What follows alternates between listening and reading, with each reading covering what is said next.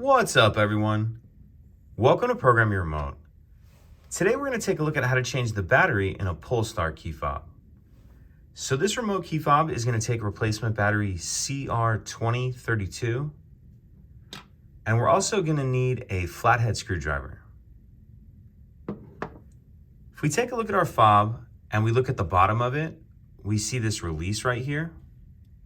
What we want to do is press that release, and as we do that, the back of the key fob is going to slide up just a little bit, like that. And then once it slides up, it'll come off.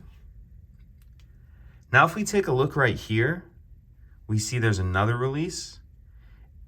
If you press that one in, then this side of the key fob will do the same thing, slide up and off.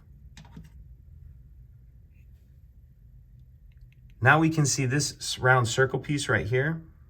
This is the little access door to the battery.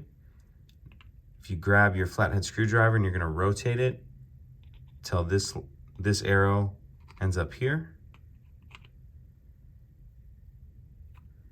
And after you get it rotated, there's this little notch right here that you can get under the edge.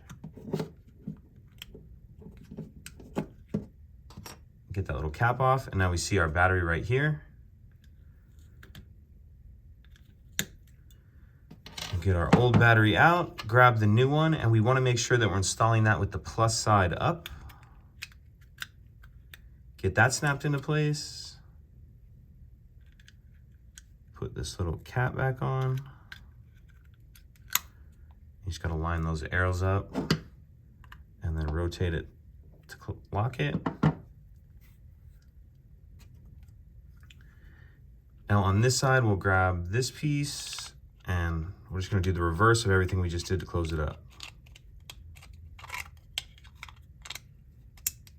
Snap that side on.